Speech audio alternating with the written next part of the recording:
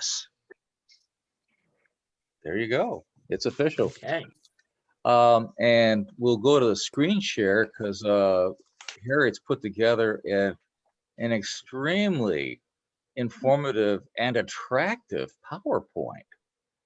I mean, Ooh. can this woman put together a PowerPoint? I'm blown away. So let's move over to that. We live with PowerPoints, don't we, Donna?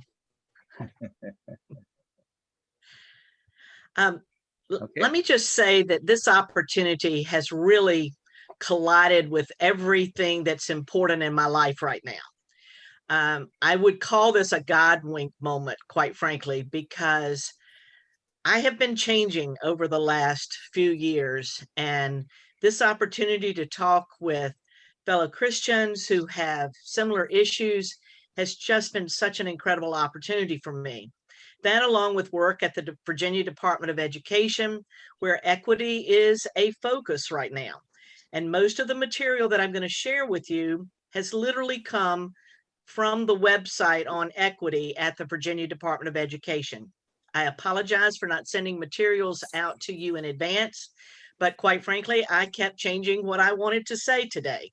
However, following this, and that's pretty typical for me, following this, I will send you this entire PowerPoint, which will indicate quite a few references. But I need to start with a quote from the Equity Education in Virginia. It's right on their one of their very first slides. And so, Tom, if you will forward us to the next slide. The slide reads, education equity is achieved when we eliminate the predictability of student outcomes based on race, gender, zip code, ability, socioeconomic status, or languages spoken at home. When I first came to Lancaster County in 1976, I may have had some concerns about the Lively boys, but really zip codes didn't bother me because I couldn't tell the difference between Lancaster and Northumberland. I really didn't have any issues with gender. I didn't have any issues with race. But what I discovered about myself as I traveled down my education path was I had different expectations for children of poverty. I'm ashamed of that. It wasn't that I didn't care for them. There's a difference in caring about students and having expectations for their achievement. So that really has propelled my kind of discovery, self-discovery road on this issue of subgroups, but I wasn't aware of it. So I call myself, Tom, a work in progress. You'll go to the next slide. And I'm still changing. Harry, go ahead. As we go along, did you want to make your presentation first and then we'll ask questions? Yes, that would be, it doesn't matter. I'm comfortable either way. Okay. All so right. Whatever you all need, Jim Johnson has a quote up on the board when we get together. Say what you need to say, not what you want to say. So excellent. Excellent. I'm trying to adhere to that. But if you would go on to the next slide for me. So what has changed my outlook, the way I've approached students? There have been several things. One was the No Child Left Behind legislations. I'm probably one of the few Democrats who actually love the No Child Left Behind legislation. I felt that it leveled the playing field for us, particularly in areas where we did not have curriculum specialists and were struggling with this idea of what should be taught by grade level, by subject. So the standards that came out of No Child Left Behind, and quite frankly, Virginia was ahead of the curve on this. We had already started working on standards and having them available for our teachers. But this idea of assessing all students, not just collectively, but by disaggregating data by subgroups. So that changed me. I got very involved with a national training group that pushed me into some new ways of thinking about the importance of school culture. I walk into a building now and I want to see artifacts because those artifacts will tell me what's important in that school. when I drive into a driveway, and yes, I have expressed concern about this with Lancaster High School, and it says, do not park here, do not enter without blank, blank, blank, blank, blank. You are not feeling warm and fuzzy. I entered a school that said, please ring this bell so that we may welcome you to our school. Now that sends a message of they want me in here, but there are a couple things that I need to do first. Also, when I walk in and see nothing but sports trophies, I know what's important in that school. So this started to evolve in my life. Also, several newsworthy articles about dropouts and about equity audits, which I'm going to talk about quite a bit later on. And the state has now adopted equity audits.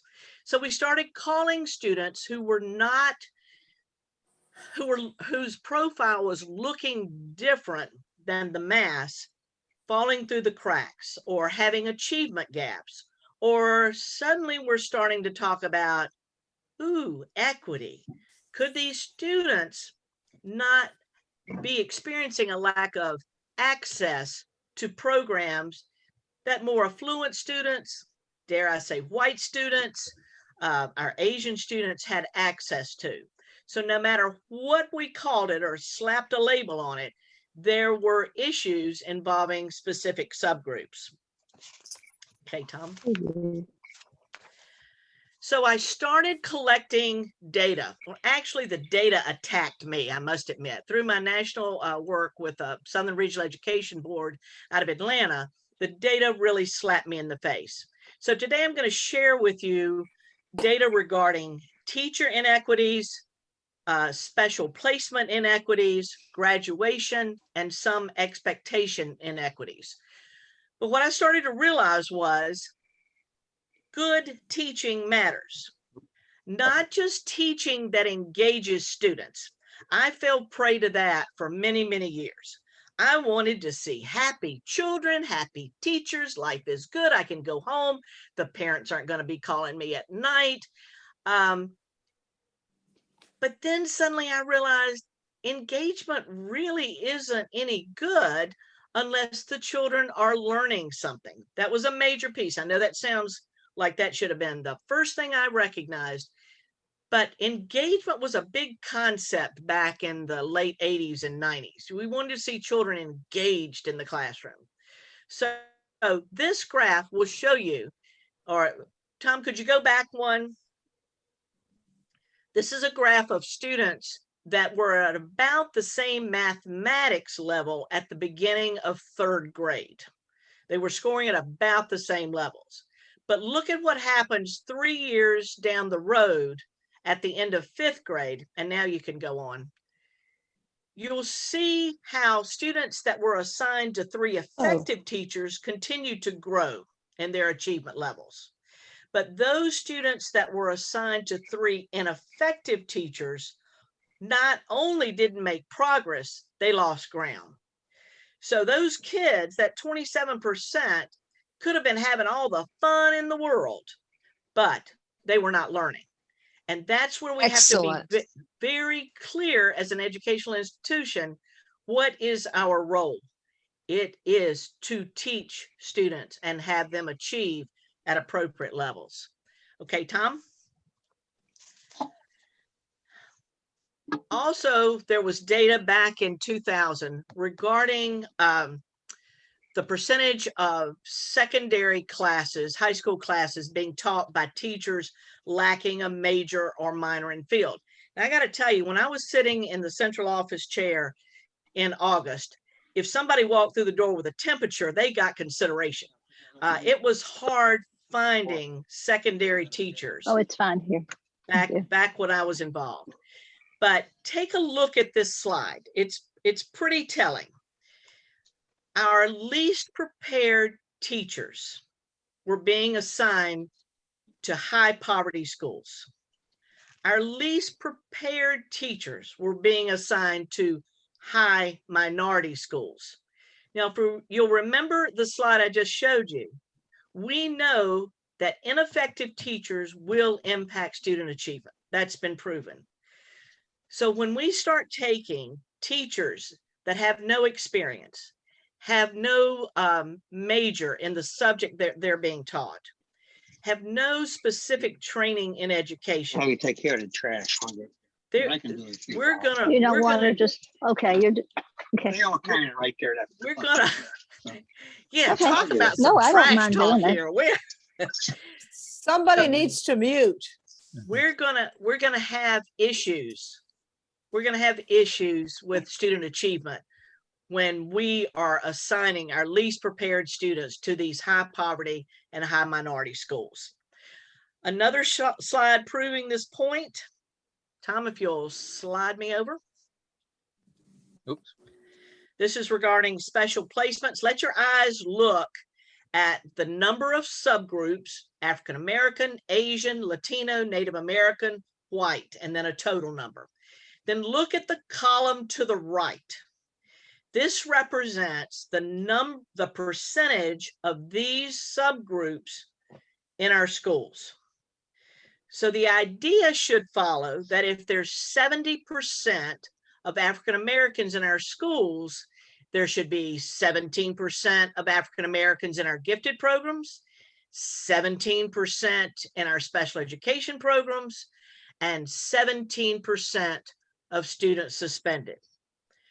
That is not true. That doesn't match up at all, except with Native Americans, which represent 1% of our population. So we've got issues. We've got some proportionality taking place in our schools. Tom, if you'll go on. And I know I'm going quickly, but I can tell you I'm already in trouble. Time-wise. You're doing fine. I love this slide. If you read the title, if you think about 100 kindergartners, out of those 100 white kindergartners, 91 of them will graduate from high school. 62 of those 100 white students, kindergarten students, will complete some college, and 30 of them will get a bachelor's degree. Things start to change with the exception of the Asian population. African Americans, out of 100 African American kindergartners, 87 of them will graduate from high school. 54 will complete some college, and only 16 will obtain a bachelor's degree. So if you were sitting there with this data in front of you, what might some of the questions be that you would want to ask? What's wrong with the system? How What's come wrong the with other the people aren't educated? How come they're not? Because Do we know by this slide that they're uneducated? Nope. No. No. And David, that's where my work in dropouts started to just beat me up. Being a dropout had nothing to do with one's ability or achievement. There were so many other factors, quite frankly, involving culture. But let's move on. right. Actually, Tom, cover this up. Cover it up. Yes. I'll just go, oh, Yeah, just stop. Just stay there. That would be good. yeah, okay. If I were to ask you, among parents, students themselves, or teachers, which of those three groups would you think would have the highest expectation level for student achievement? Parents, students themselves, or teachers? Who would have the highest expectation for student achievement?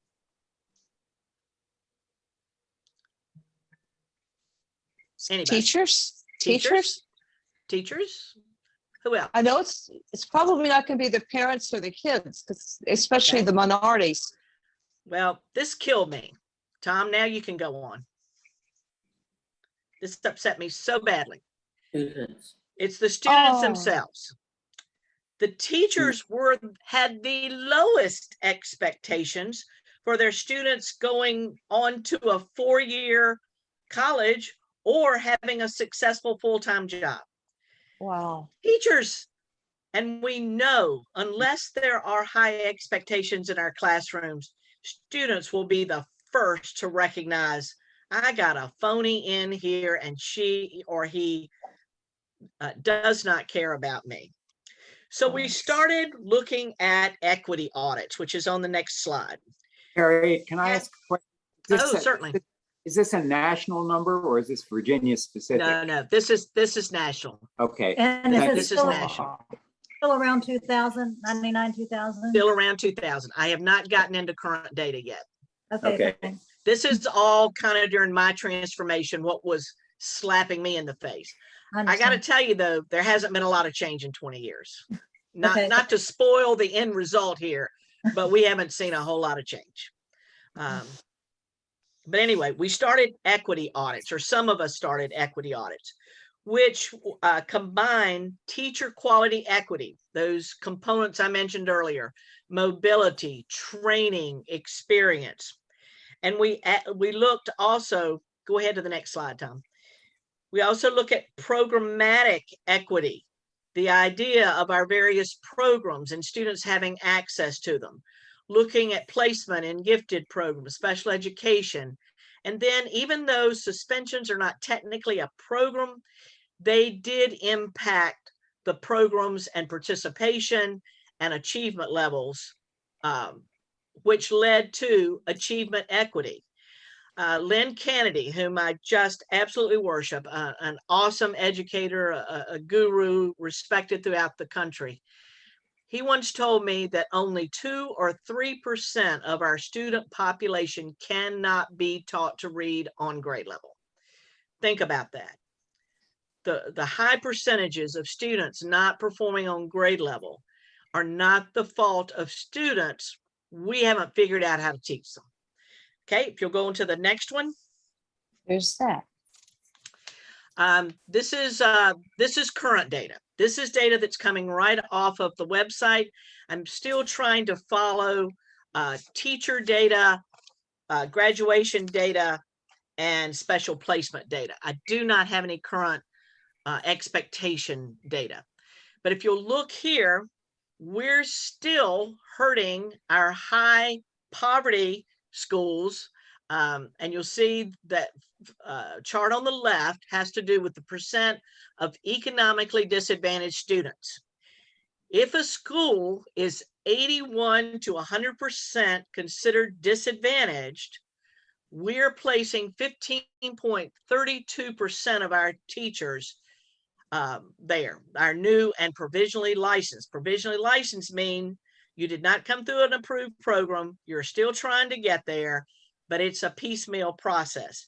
These are not usually prepared teachers. So our students, our socioeconomically disadvantaged students, are being hurt by our least prepared teachers. You'll notice where economics is not an issue, that 0 to 20% category, only 8% of our teachers are new or provisionally licensed. Now, am I bashing new teachers? No. But if I had all the time in the world to talk with you, I would want to talk about the lack of mentoring programs to provide a level of support for our teachers.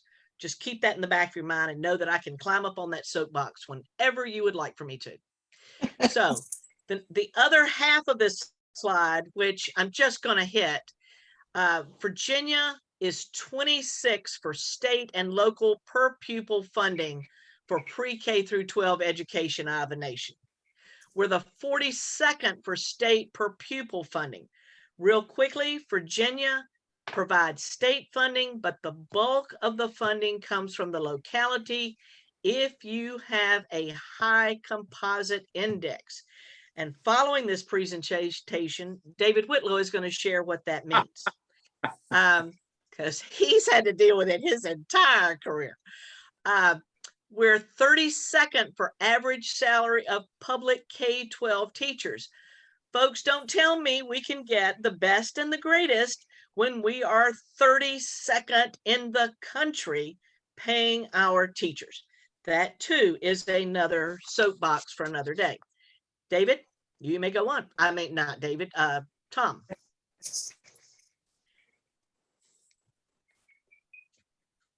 Wow. Okay. This is a killer, and this is pretty current data. This is back 2018-19. If you will look at the percentage of students represented by the gray bars by subgroups, white, Black, Hispanic, and Asian. And then the red bar represents the percentage of teachers of that same race. Do the inequities just smack you in the face? You can see visually, we almost have twice the number of white teachers compared to the number of white students, whereas Black students encounter only 12%. If they represent 22% of the total population in Virginia, only 12% of our teachers are Black. We've got a problem there. And then if you start to add in Black males as teachers, the percentages worsen. Tom, if you would go on, please. This next slide has to do with programs. And as I said earlier, and I know it's a nightmare to see on computers because I'm struggling to see it right now. But the red bar indicates enrollment in these various programs. The black bar, the dark bar are those students that are referred for our gifted programs. And then the lighter bar represents those that are placed. Your eyes will take you very quickly to the high bar, which is represented as the white subgroup. You can see that the percentage of students enrolled in our gifted programs are predominantly white. Not only are they the largest enrolled percentage, they also represent the largest percentage referred and placed. When you look at the red bar, those are enrolled students. Those other two bars should be at the same height.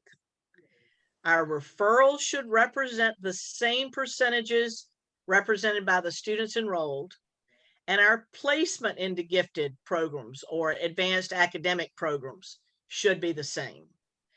That continues over in the next chart where we look at enrollment of students by subgroup in our advanced placement courses.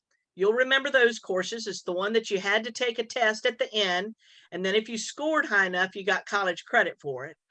Or our dual enrollment programs, which allow students in high school to take a college course and receive not only high school credit for it, but also college credit for it.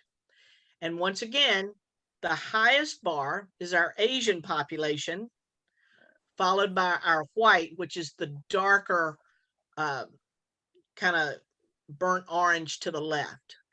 But our Black students and students with disabilities fall way at near the bottom in those lower bars.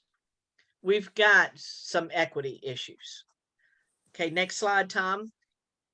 And this one, I only want you to see colors. I want you to look for blues and reds, because this is where I feel like I made some of my biggest mistakes.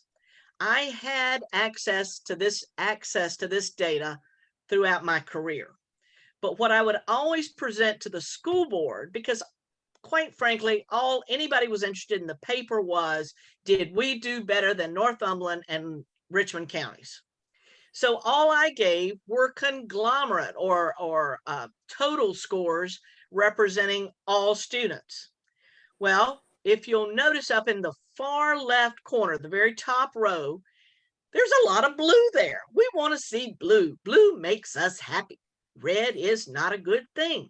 So we see the blue and we go, yay, we're doing a good job. And the board would pat me on the back and we'd celebrate and send out actually we'd go to school because we didn't have email back then. We couldn't send a congratulatory note to the teachers, but we'd say, well done, well done. We beat Northumberland and Richmond County again, yay, yay, yay.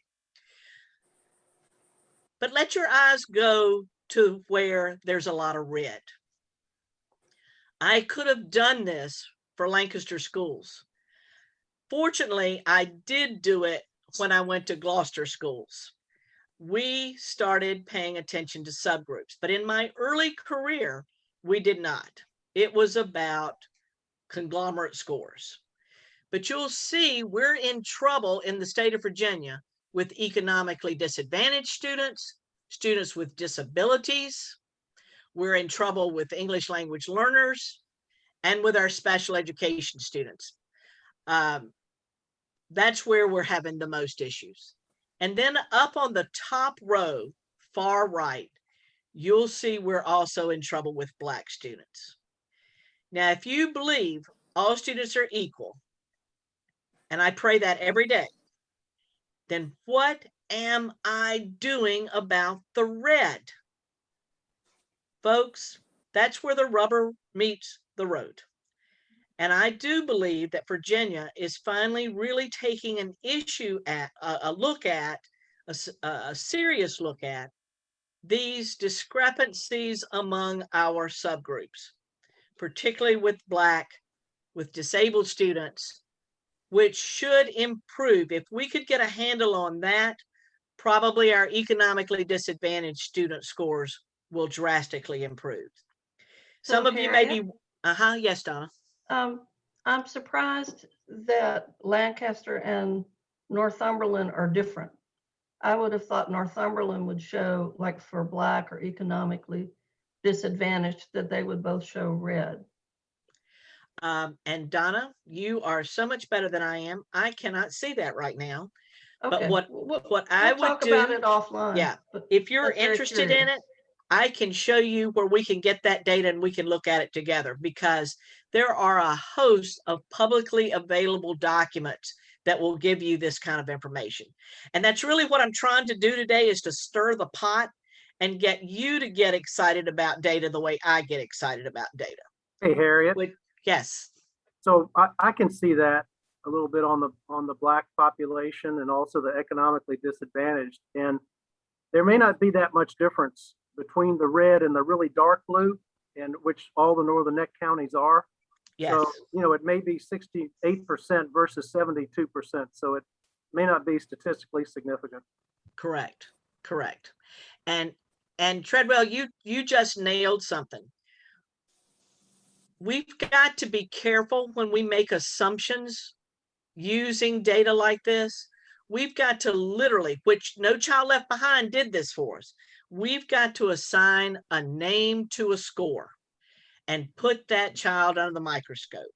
That's the only way we're going to really bring about systematic change. You'll see the same thing with mathematics. So I'm going to ask Tom just to pop that up on the screen, and then we'll move on. I'll just let your eyes take a look at mathematics for a minute.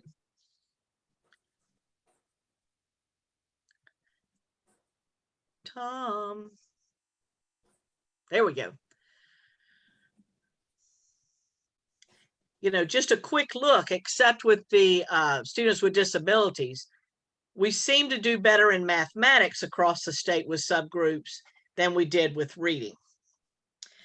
But let me take you on further now, and this will be a tough slide to see too. So I'm going to just ask you to get your eyes ready. This is regarding college and career readiness, which is indicated to us by the types of diplomas our students receive. We have three types basically in Virginia: our standard diploma, our advanced diploma, and then our special needs diploma. Tom, if you'll flip over to that next slide. There we go. The orange bar represents the standard diploma. The blue bar represents the advanced diploma. For our Black students, 55% of them receive a standard diploma, compared to whites who receive 35% of whites receive standard diplomas. Black students receive 40%, 40% of Black students receive an advanced diploma. 63% of white students receive advanced diplomas. Advanced diplomas are indicated by additional foreign language courses, additional science and mathematics courses, and your advanced placement and or dual enrollment classes. Percent of students being enrolled in an institution of higher education within 16 months of earning a high school diploma. Again, our Blacks fall short here. They're not, the discrepancy is not quite as much. 70% of whites enroll within 16 months, Blacks 60%, and our Asian population at 87%. The scary number there for me is with students with disabilities, only 45% are enrolling in college. So moving on to suspensions, looking at that. In Virginia, yep, you can go ahead and move on, Tom. Thank you. In Virginia, Black students comprise 22% of total student enrollment, but they make up 52% of all students suspended. Let me just stop there for a quick travel up to my soapbox. If a child can't read and perform in a classroom like the rest of the class is doing, they're going to cause problems. Students want attention. They're going to get attention. I'm not sharing data with you regarding that, but it's something that I am constantly looking at when I go into a school. Most of our discipline problems are coming from students with low achievement levels. And that's terrifying to me because it's one more indicator that we've got to pay attention to these students. We call it the ABCs when we're looking at students at risk. Their attendance levels, their behaviors, and their credits or their course curriculum. This is a serious number that we've got to give attention to. Tom, I'm going to move on to the next one and let you all read that. This might get the attention of politicians. If we could close these gaps between our Black and Latino children with their white counterparts, this could result in a 2.3 trillion benefit to the United States economy in 30 years. Think about that. Think about a lowering of the prison population, the time we spent on remediation. If we could be more proactive in identifying the needs of these students, not when they're in high school, but at earlier levels, think about the difference we could make in our country. We could actually maybe get broadband down Cox's Farm Road with this. Okay, Tom, if you would move us on here. I love this quote. So you're going to have to suffer through it. I'm going to read it to you. And this is what Virginia has adopted. Educational equity requires that educational opportunity be calibrated to need. Not a one-size-fits-all, folks. Calibrated. I love that word. Which may include additional and tailored resources and supports to create conditions of true educational opportunity. This idea of equity is different from equality, which connotes the idea that certain goods and services are distributed evenly, irrespective of individual needs or assets. If I'd been given a pair of the glasses that I wear right now when I was 16 years old, it would have been a waste of somebody's money. But now I need these to make opportunities available to me. We have to take that same stance with these students that are not meeting standards as measured by our assessments. Okay, Tom? So Virginia has adopted a 5C approach, a compass approach, if you will. And the 5 C's are continuous reflection, being culturally responsive, compassionate student and family engagement, courageous leadership, and curriculum reframing. I would like for you to do some investigation regarding 4 of these. I'm going to hit you as hard as I can with curriculum reframing, because that's the hot topic going on right now in the state and, according to Fox News, across the nation. So to close, that's good, Tom. You can go ahead. To close these, go back one more. To close these opportunity gaps, this is what the state is adopting: academic rigor. Oh, my favorite word, rigor, and I'm not talking about at the funeral home. This is an important concept that has been abused and misused throughout time. Rigor for an educator indicates that what we say we're going to teach, we're teaching at the same level, and we're assessing at the same level. I know that seems so simple. You go in a classroom, look at the standards of learning, observe a classroom, and see if they match up. I can give you a tool to help you with that, but I can tell you, you'll figure it out real quickly. And then if you look at an assessment that is true, false, or multiple choice, and the whole class has been taught through discussion, we got a problem. Unless a teacher is very astute, there's going to be an out of alignment situation going on. So we're paying attention to academic rigor. Targeted student supports. This is where Donna may throw something at me. I love volunteers. I love instructional assistants. But I worry sometimes that what our volunteers and assistants are providing is not necessarily targeted student support. We need to make sure we have properly trained our volunteers and our assistants to provide targeted assistance, meeting the needs, not just a review of what they had last year. That may be needed. If so, it's good to provide. I believe that volunteers and assistants are there to support students and to encourage them, provide those high expectations for kids. But sometimes without training, we're not drilling down to the skill set that these desperately at-risk students need.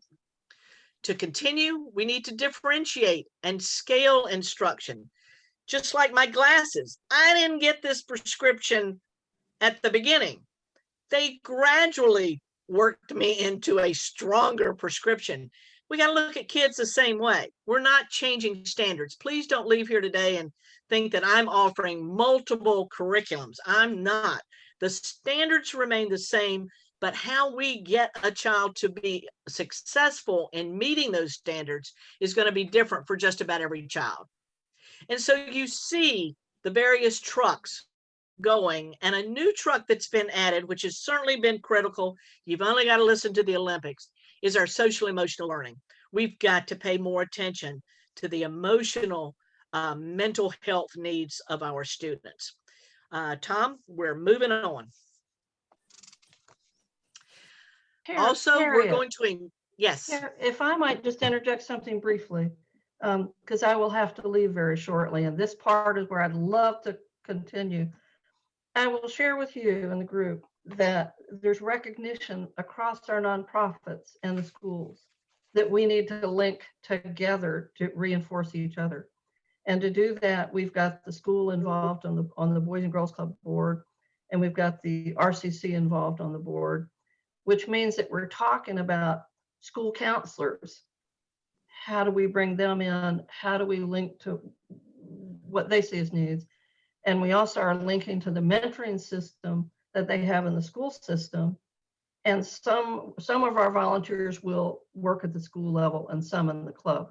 So just to briefly state, I think there's recognition across those that serve youth that we can serve youth better together in a more focused way. At a later time, I could share more. That's awesome. And again, having that collaboration, Donna, I think is going to be key, because it touches on some of these little vehicles right here. Perhaps someone that's now working with a student might consider going into education. There are ways to get a license later after college degrees, but we've got to pay more attention to teacher diversity. Now, I got to tell you, that is not easy. We've not been successful on that in the past, and the numbers are not getting any better. Our colleges are not producing more diverse teachers. In fact, there's a real teacher shortage even in our elementary schools now, which is distressing to me. We've got to provide more relevant training for our teachers, and our teachers have got to be more culturally relevant. My daughter smacks my hand every time she comes home because I'm not culturally aware. I'm really, really trying hard to catch up. But there are a lot of things that I may be doing that are not being sensitive to other subgroups. I mentioned volunteers and our instructional assistants. Folks, I'm serious about professional learning for all of our teachers. My days of providing motivational speakers, take that money and put it in some quality curriculum skill training. Help our teachers be more proficient in the teaching of their subjects. That's a real issue. We've got a lot of teachers who will look at objectives and pull out last year's lesson plans. Well, that lesson plan may or may not be relevant for the students sitting in front of them. We've got to know our curriculum. We've got to know our students, and then we begin our strategies. We've got to do more teacher evaluation. That's been an issue for 45 years in my world. We've got to look at licensure. We've got to look at the higher education, how they're preparing teachers. That's going through a real change. And then one of my favorites is school climate. We've got to do more regarding what is taking place in our schools, and are there those hidden norms that nobody wants to touch. They're not written down, but you know daggone well you better not park in this parking place because that's where Mrs. Smith is going to park her car. We got to look at some of those things. All right, Tom. So the state believes we advance equity when students are at the center. Imagine that. For years and years, I thought we were an employment agency in the school system. I completely forgot we're supposed to educate students. That should be where our resources, where our time, our energies go. Students are at the center. School environments are connected, culturally affirming and restorative. Curriculum is reflective of students and inclusive of, here it comes, the true stories of genocide, enslavement, and resistance. We're getting a lot of pushback.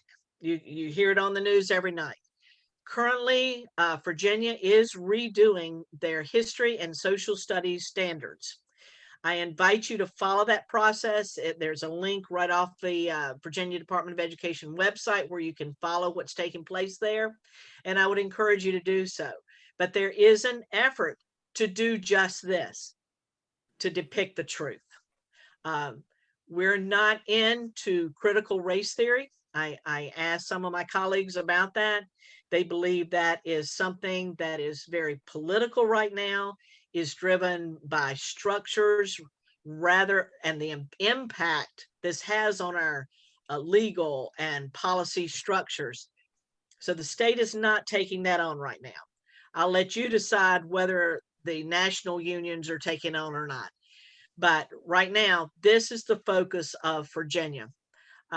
We want to have student and family voices and allow them to be involved with decision making. And I know some of you are having to leave, so I know my time is becoming very limited here. So I'm going to push on and show you some excerpts from the audits being conducted now in our schools regarding those 5 C's. So Tom, if you would go to the next one. This is part of the audit on centering equity. And I'll let you, when you get the PowerPoint, or go on the website and look at this. If we would just take time in our committee meetings, staff meetings, covering some of these items and just raising awareness, I think change might come quicker if we could just talk about some of these elements. And then the curriculum reframing on the next slide, there's actually an audit page for this. Again, you'll see reference to a focus on cultural aspects of telling the truth, making sure that we're being representative across the board with the facts. And then this audit that comes from the next sheets, very similar to the centering equity sheet. I'm rushing Tom here, and he's doing such a good job for me. I'm so glad I'm not having to do this. But you can see as we start to look at what it is we're offering students, if we would just take time to have discussions regarding this. And then there's several populations that have not received the attention needed. The state has prepared resource documents for them. They are listed on this next slide, and I'm gonna just hit that: supporting multilingual students, supporting racially marginalized students, supporting students with disabilities, supporting rigor. And then it's fine, Tom, you can jump ahead. Looking more specifically at, this is just an example of what they're offering to support racially marginalized students. So the resources are there. The training is not yet. So that's why it's so important to me to make you all aware of what's available so that we can talk about this when we're with educators. I'm going to ask Tom to go forward to the next to the last slide. All I was going to do was read this information to you, but you can read that in the comfort of your recliner at a later time. I started being reflective about myself, and I want to end that way. So Tom, if you would go one more slide. I really want to be a culturally responsive educator. I also want to be a culturally responsive citizen. I want to see cultural differences as assets. I want to cultivate relationships beyond the classroom. I want to engage in reflection of different groups' behaviors, practices, and beliefs. I want to utilize student cultures as vehicles for learning, not as barriers. I want to challenge racial and cultural stereotypes, prejudices, racism, and other forms of intolerance, injustice, and aggression. I want to mediate power imbalances in classrooms based on race, culture, ethnicity, gender, and class. And you only do that by being informed. So I am very proud to say I am a work in progress, and I am truly a lifelong learner, and you all are helping me on that path. Thank you. Oh, go to the next slide, Tom. This is a great resource. There's some others listed here. I hope you'll take the time to go on and literally get on the bus with us. I just love that. But thank you for your attention, and I'll be happy to answer any questions you've got if I know the answers. I will tell you that one of my contacts said, Virginia right now is for anything that will dismantle anything that prevents student success. And I thought that was pretty powerful. Okay, thank you, Joe. Wow. Yeah, we have a couple minutes for responses. Oh, good. I don't have a clock, so I didn't know what time it was. Harriet, that was wonderful. Thank you Thank you, very Susan. much. Thank you, Susan. Yeah. Thank you for being so passionate about it, because you hit on some real hot topics. So thank you. Yeah, I've always been passionate, Susan. It wasn't that I ever lacked care. I loved my students, and I loved our teachers back in the day. But I could have done a better job using data. The data was there. I didn't use it to provide direction like I think we should or should have. Well, don't beat yourself up about it. Now you are.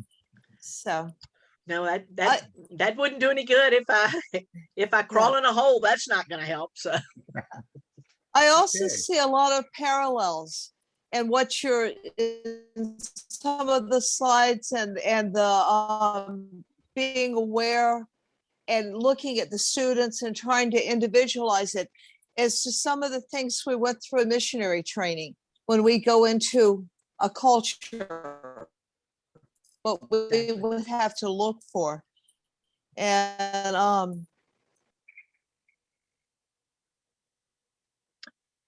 right. Thank you, Harriet. Oh, Oh, Suzanne's got her hand up, Suzanne. and I love Suzanne.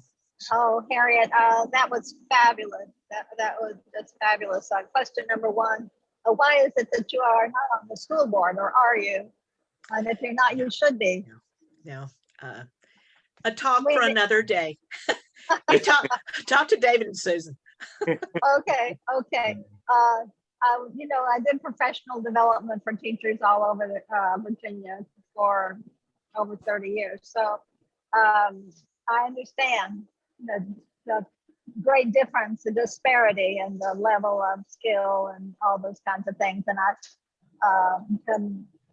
I'm so appreciative of the way you showed us all this data. Although I have to say, looking at it on the cell phone was a little bit hard. Ooh, dear. But the message was clear.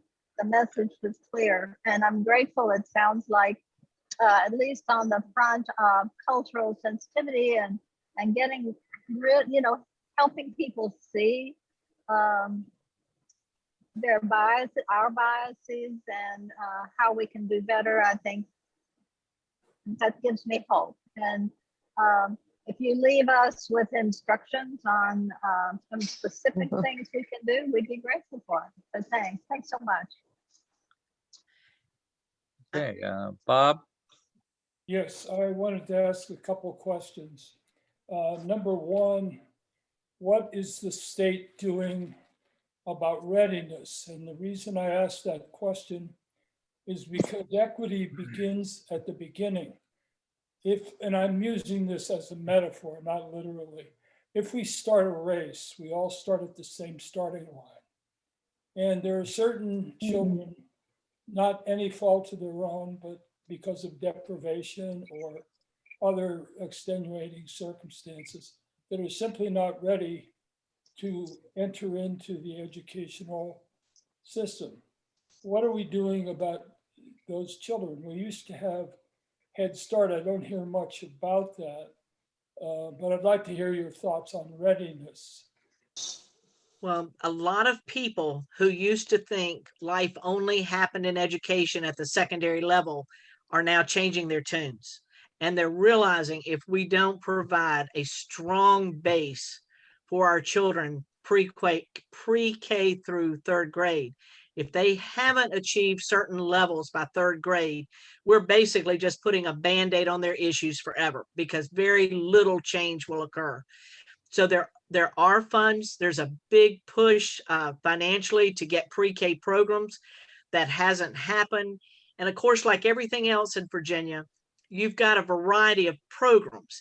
I'm hoping that there will be more structure provided so that there will be a smoother, standards-driven access to kindergarten, that when students reach kindergarten, you can be assured that they are carrying at least basic level skill sets. But right now, there's no formal required curriculum for pre-K programs.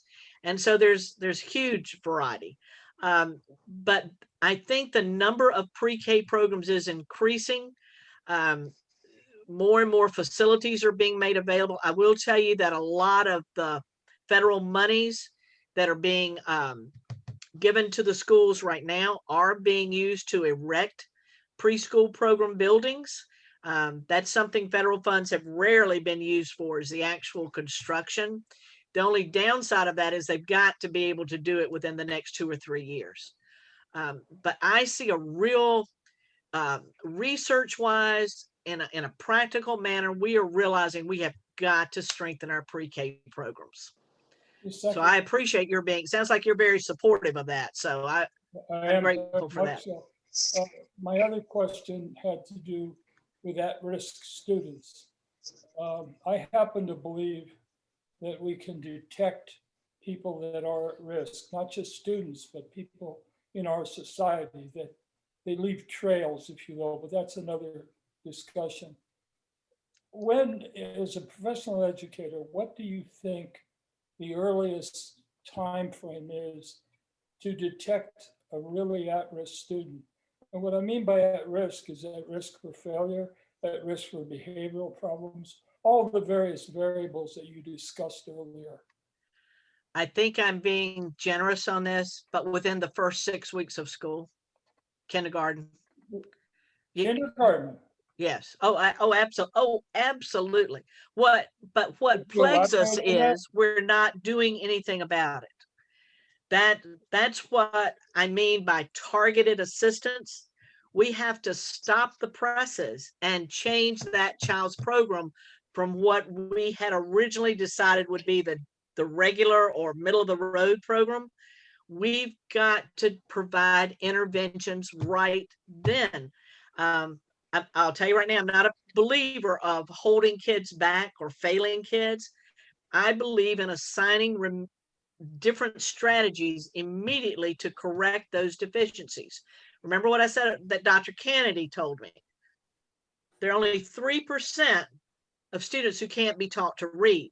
We've just got to have a toolkit that allows us to have different strategies to meet the needs of different kids. And that's where my push for good professional development comes from. That's where people will get excited, or teachers will get excited when they have a variety of tools and they see their students having success. Again, not changing standards, but changing the strategies we use to approach some of these issues. But no, knowing about it and doing something though is entirely different. But you know it. Susan, you've been in schools. Wouldn't you say it's pretty apparent, you know, when somebody can sing or not? And it. Yeah, David, Jim, are you trying to get in? Do you have a question? Yeah, but it's global. Yeah, I do. If we have time. Okay, I'm fast running out of time myself here. Okay. But David, you had a question? A question or partially a comment. I hope that somebody is paying some attention to the potential tsunami the pandemic is creating for us in terms of what the schools are going to face. You know, I spent a lot of time in the NICU at VCU. We're running chock full. You know, there's not an empty bed in the house. The problems we're seeing are extreme. We're seeing many more babies being born addicted. We're seeing many, many babies with all sorts of neurological problems coming along. So at least in the special ed section, you might want to raise the question at the state level as to, you know, is anybody trying to tie these pieces together and look out 3 years, 5 years, whatever you want to look out, and what impact that's going to have in creating some very desperate needs. And David, I hadn't thought about this until you just said it, but just recently, there was an early childhood department that has now merged with the Virginia Department of Education. Why they were ever separate, I don't know, but it may be in anticipation of some of the issues you just raised. Because I got to tell you, we may know it's coming, but what to do with it, I don't know. Jim, why don't you go ahead and ask your question or make your comment, and then if you could close us with a prayer, I think that would be a nice finish. I have 1,000 questions. I don't. This would just stretch us another 30 minutes. But remember, ask the question you need to ask, not the one you want to ask. It was more. That's taking that to heart. My question, I can process another time, but I thought was just very insightful and helpful.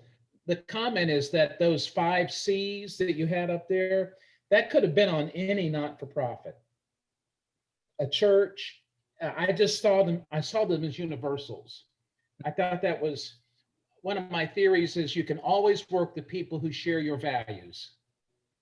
If you declare your values, you can partner with people you would never dream about if you have shared values. And I thought those were powerful values. So good stuff. And as I said earlier, Jim, and that was a perfect wrap up. This group has done so much for me because I've just seen overlap over overlap. And so I really genuinely thank this group for letting me be part of you all. And we thank you, Harriet, for a wonderful presentation, thoughtful, and she will be sending us the PowerPoint for our own use. And remember, this is recorded, and I'll send out the link when it's all ready to be sent out. I'll let y'all have the link on that so you can have the dialogue as well. I have one quick question. Harriet, do you mind if I share this with some people from Northumberland? With the school? If you'll just edit out my ugly comments about beating them, which we did soundly. Not now. Don't look down. But. No, I would. I think I don't know what your working relationship with is with Northumberland, but I'd like to share it with some people I know up there. I love Northumberland. I'll let you. Okay. Share the PowerPoint, not maybe the presentation. Yeah. The video. All right, Jim, could you close us out, please? Let us pray. God, we are brought into this life with a sense that there is purpose and promise for every child. Continue by your amazing grace to open us so that we would be ready and eager to help everyone to grow in maturity and a sense of their value. Let your values, oh God, infiltrate every place, every school and building and home of this land. And thank you for the educators who strive and work diligently. Help us to hold them in our prayers and the students as well. For we pray this in Christ's name. Amen. Amen. You all. Next week, Thanks, Stratford Brett. Hall, Dr. Dietz. Good. Thank you, Tom. Take care, everybody. Thanks, Tom. Harriet? Yes, Suzanne. So about parents are such a big piece. I know people have to go, but so parents are such a big piece. But is there anything, do you have any data, any suggestions or anything regarding parents? When they feel genuinely involved, as you know, Suzanne, they are very supportive. What we've done is made decisions about their children, and their children are not performing. And so they get, I think, restless and uncomfortable. And honestly, if you ever sit in a meeting regarding a special needs child, the language, there's so many things we need to do, but definitely open more doors and go out to where the parents are. Stop expecting them to always come to us. They come through our doors, and most of them, if they're having issues, probably experienced some bad feelings, had some bad experiences. So this idea of meeting them on neutral territory, go have a cup of coffee at McDonald's or meet in the Kilmarnock Park, talk as people who are concerned about one thing, that child. You really do need to finish You up. can hear me, but I couldn't hear the words, so I'll have to listen to it on the. And it has been recorded, We're going to Suzanne. West Virginia, and the audio was dropped. I look forward to listening. Thank you. Okay, thank you. Folks, I really got to go. Take care. Bye. Thanks again. Bye. Bye-bye.